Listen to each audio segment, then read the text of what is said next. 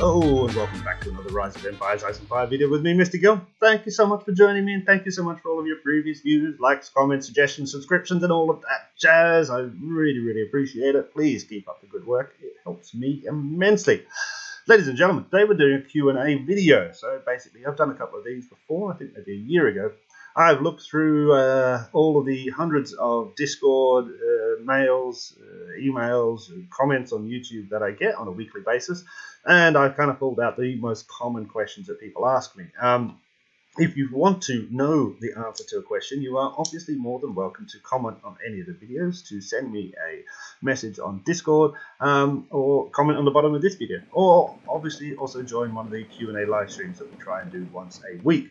Anyway, let's get into it. The top 5 things people keep asking me, and all of these questions I've been asked, I'd say I get asked them a dozen times a week by various different people. So I guess the top question is about migration. And we did a video about migration last week, so you can check that out. But basically, guys, if you need to migrate, there are only 2 ways to do it. A, you can do newbie migration, which is what you do before castle level 6. So you must be castle level 5, and you get a free opportunity to migrate. Or you must wait for the province immigration event. Province immigration event, which happens at the end of season 2 of Reign of Chaos, and you can then pay real money. Remember, this is real money in order to migrate to a different province, etc., etc. That's the only way to migrate. That's that question done. Second most popular question I get asked is, what should I spend money on?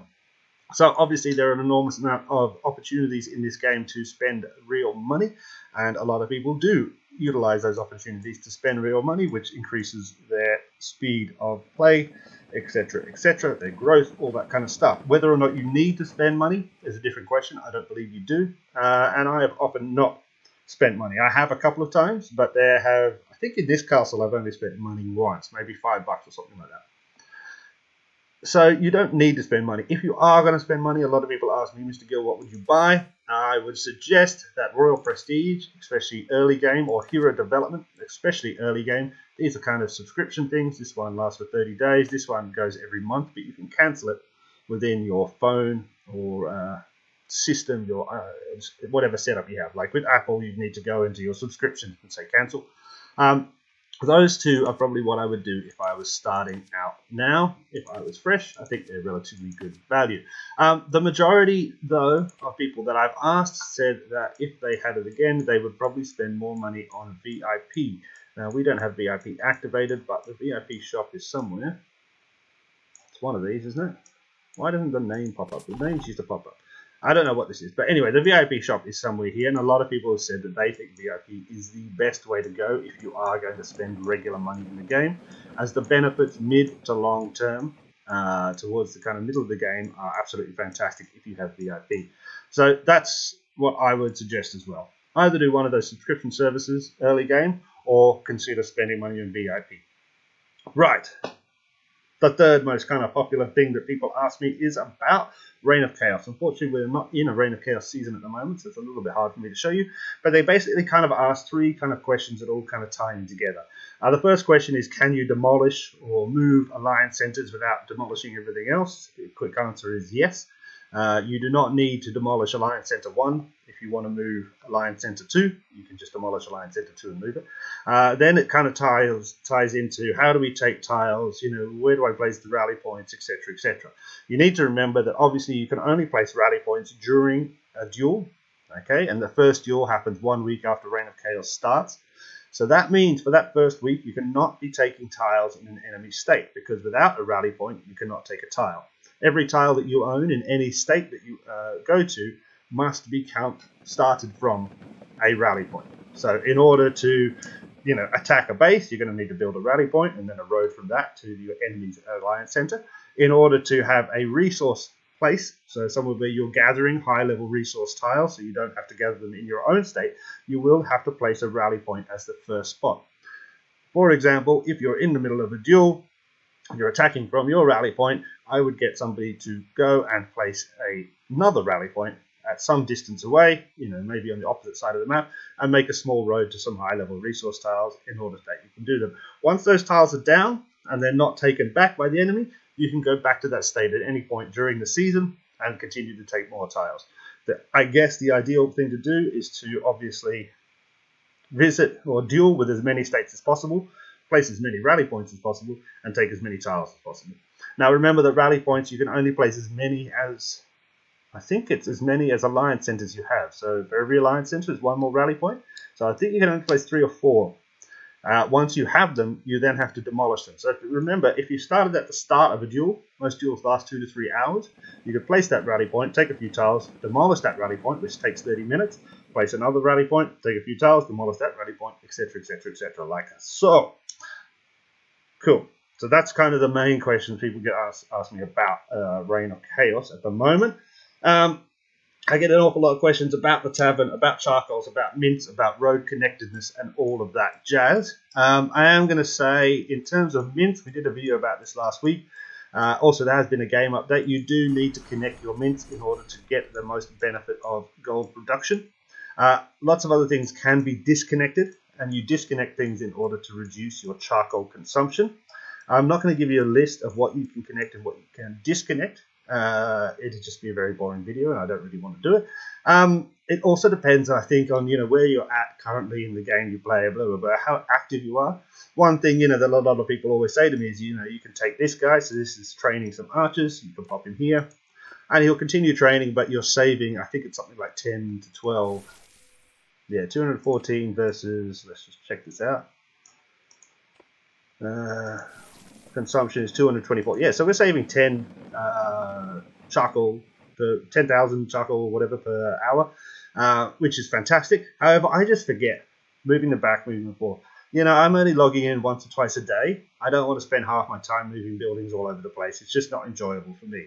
So it really depends on how you want to play and how efficient you want to be and how much you're logging in on a daily basis. I'm okay to leave these here and to waste some charcoal, simply for the fact that I don't want to be moving them constantly back and forth on a daily basis. That annoys me and is not fun gameplay. But it's completely up to you. What I would encourage you to do is test.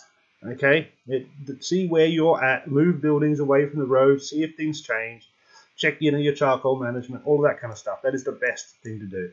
Now, if enough people ask down below in the comments for this video, if enough people say, make a list, I will produce a video with a definitive list of every single building that can be disconnected, every single building that must be connected, and every single building that can be moved on a daily basis.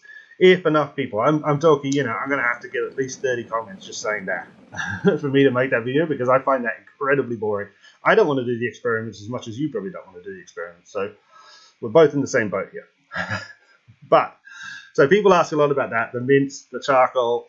They do ask a lot about the tavern, whether or not, we should be starving the tavern. Obviously, that's one of my most famous videos on this channel, Starve Your Tavern. I'm going to say that, again, look at this on a personal basis. I personally still starve my tavern. I don't see much of a difference in my production efficiency. As I said, that is fundamentally the way I play. And you might be more active, and you might want to see that 3% difference that there might be in production or something. At this level, I have a lot of food, I have a lot of ale, so I wouldn't also mind connecting it again and feeding it.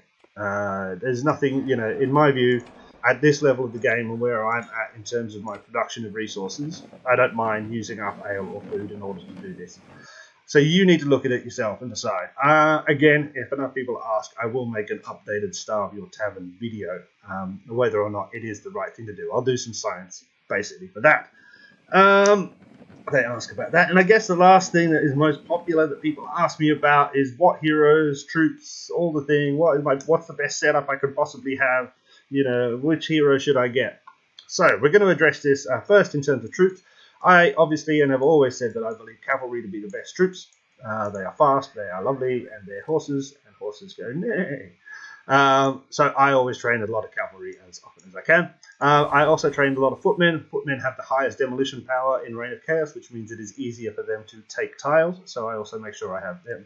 I do not use archers because I just don't like them. Obviously, I'm not telling you that's the best setup. That is just what I do, and you need to decide what you want to do based on your style of gameplay. If you're raiding a lot, maybe you're going to need some more archers. Maybe you're going to need an archer footman setup if that's what you're doing. I never raid. and I only really take part in attacking things during Reign of Chaos, so I'm wanting speed and I'm wanting demolition power, which is why I focus on cavalry and footmen. In terms of what hero, I can't tell you what hero is best. I don't know. I can tell you what heroes are my favorites. I can tell you what heroes have good skills, all that kind of jazz. But at the end of the day, and God, I've said this a lot of times, you have no choice. Okay, you have no choice on what hero, because heroes are achieved randomly. Obviously, you could spend an enormous amount of money buying a huge amounts of orange tickets and constantly rolling those tickets and getting every single hero in the game, and then you have a choice. You can go, I'm going to choose this hero because that's cool. But the majority of us have no choice. We just have what we get. Okay, we get these heroes randomly, and then by the time you've kind of got your base level heroes, so the ones that everybody has the opportunity, it's already season 1, and then you might have season 1 heroes, and then it's season 2, and you might have season 3 2 heroes, and then 3, etc., etc. You're going to end up with a bunch of different things, and everybody's going to be slightly different. You're not going to have exactly the same heroes as me, and you might have decided, to focus on this guy earlier than I did, or less than I did, so this might be a different level. So it's going to come down to exactly where you're at and what you're doing and what your focus is. As I said, for me, I obviously want heroes that are strong in cavalry and heroes that are strong in foot. So I'm not too worried about heroes that are good with archers. I think is this guy an archer guy? No, he's a footman. Maybe I don't have an archer guy. I can't remember which one. Is the judge archers? No, it's footman as well. I must have an archer's hero somewhere. It's Rothroad, isn't it? No, he's not. Which one is the archer's guy? I can never remember. Is he having thrusters? No, he's general. Maybe I don't have one up here. It's down here probably. Elzoro. It's Elzoro, isn't it? Yeah, there you go. There you go. So obviously I haven't done anything with Elzoro because I don't like him. I don't use him. I'm not going to use archers, so he's not something I'm going to focus on. I focused obviously at the start. You can see here on the base heroes that I had. So these are higher because they're the base heroes that I had. And they're the base heroes that are going to help me the most. Now, in terms of my favorites, I love Orochi because of the HP skill. I've said that many, many times before. I love Lionheart here from Season 1 because it's a cavalry hero, and I believe, which skill is it? Is it this one? No, it's not that one. Is it this one? Yeah, I like this one. 30% chance to do 80 to 3 enemy squads in range. I like that because the range is 5. So that reaches all the way through, depending on where he's put, obviously. So I think that's a great skill for Sir Philip the Lionheart. And then for Season 3, I think, Season 2, I would love Beast Queen. Because, again, cavalry hero. And then I think it's this skill. No, 2 have, no. What's this one? No, I can't remember which skill it is exactly that I like. First 3 turns of the battle, the front row cavalry has 25% chance to counterattack. I think it's that one that I like. I don't know. I can't remember exactly. So you're going to have your own personal preferences. It's really going to depend on your setup, what stage of the game you're in. Are you in the middle of Reign of Chaos? Are you not? Do you have any heroes? Do you have no heroes? Do you have all the base heroes? Do you not have them yet? Etc., etc., etc. So in terms of what heroes are best, I never give a definitive answer because I do think it is slightly unique for nearly every person. And a big part of that is because of the luck factor in gaining heroes, but also because of the, I think the elements of gameplay. The more you play, I guess the heroes will be different if you're constantly raiding on a daily basis. Whereas I'm not, so I don't need to worry about it that much. Cool. Those are kind of the top 5 things that people ask me. I think there's probably another 10 to 12 questions that kind of pop up very regularly, so I'd be happy to do another one of these videos if people want. What I'd really like is if you have any questions that you think people would benefit from hearing me talk crap about, please comment down below. And if you, as I said at the start, if you've ever got any questions, you are more than welcome to comment on any videos that I have. Message me on Discord, and you can find my Discord by watching my videos, basically. I think I've said it quite a few times already. I'm not really going to say it again. Or you can join one of the live stream Q&As that we do roughly every week during the start of the week, I think, and ask a question there. But I would say probably the most important thing is if you want to learn and you have questions is to ask your Alliance colleagues. That's how I learned to play, is by asking the people that I play with, what's this? How did you do this? Why are you stronger at that? And that's how I learned. And I think, if you're not talking to the people you play with, then what's the point of playing? You know? You know? You know? Okay. So, ladies and gentlemen, that's Mr. Gill's top 5 questions of the week. Thank you so much for watching. Please, please, please click the like, subscribe if you can. Make sure you eat some cheese today. It is grey today, and I made a video this morning. I said eat cheddar. You know what? I'm thinking you're going to have to really go for some vintage aged cheddar. So that sort of day. Maybe make a mac and cheese with some vintage aged cheddar. It's an interesting idea. Maybe I'll have that for dinner. See ya.